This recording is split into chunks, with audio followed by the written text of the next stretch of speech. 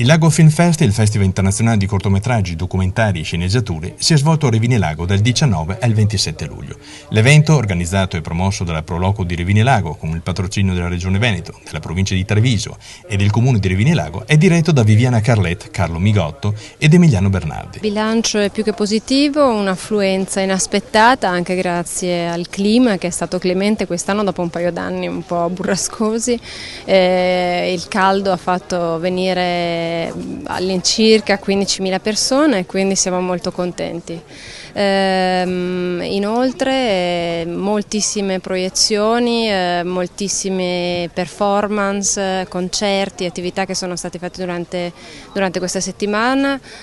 Porrei attenzione soprattutto al premio Rodolfo Sonego, di cui abbiamo fatto un incontro e per noi è uno dei progetti forse più importanti, anche se meno magari, come si può dire, che porta meno pubblico da un certo punto di vista, però è proprio da lì che nascono poi i progetti, che nascono i film. Quindi quando un ragazzo impara a scrivere, impara a sviluppare un'idea, un soggetto, riesce a preparare le basi per un vero film.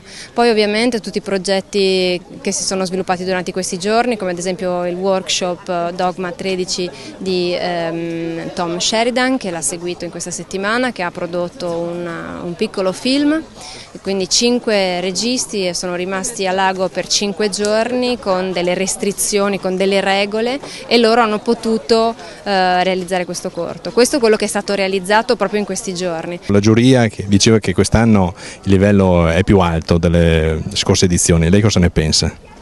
Il livello sì, è aumentato, siamo forse stati più esigenti, quindi le persone per poter partecipare si sono sentite forse anche in dovere di centrare molto di più il soggetto, che era stato l'idea che era stata data, il tema, però diciamo che c'è stato poi questo nuovo sviluppo proprio del premio Sonego.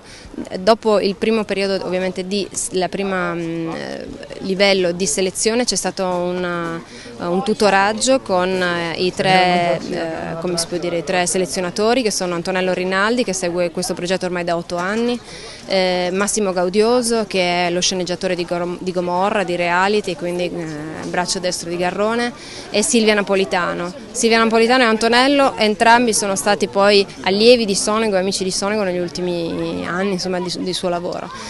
Quindi questa fase di tutoraggio, di sviluppo, sicuramente li ha aiutati ad avere un progetto, una sceneggiatura più accorta e più forte. Quindi sicuramente la giuria si è trovata in mano non solo delle sceneggiature, magari in alcuni casi ovviamente parliamo di persone che lo fanno di lavoro o ragazzi che vorrebbero farlo di lavoro o anche appassionati. In questo modo hanno avuto la possibilità veramente di sviluppare questo, insomma, avere una possibilità in più di scambio e di confronto, quello poi che hanno avuto anche sul campo qui direttamente, quando hanno incontrato il giurato e il selezionatore, insomma, per poter parlarne direttamente a voce.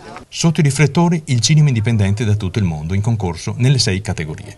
Le anteprime internazionali, il concorso Rodolfo Sonego con le sceneggiature italiane di cortometraggi, gli eventi d'arte, i concerti e tanto altro ancora. È importantissima questa manifestazione, al di là dell'aspetto culturale, che è quello indubbiamente molto, molto importante, perché centinaia di proiezioni vengono fatte nei cortili, ma soprattutto perché vengono fatte proprio non in una sala, vengono fatte incastonate, io dico, proprio nel paese. E quindi uno dei meriti che ha avuto Viviana, non solo di fare questa manifestazione di cultura, ma anche una manifestazione di promozione del territorio.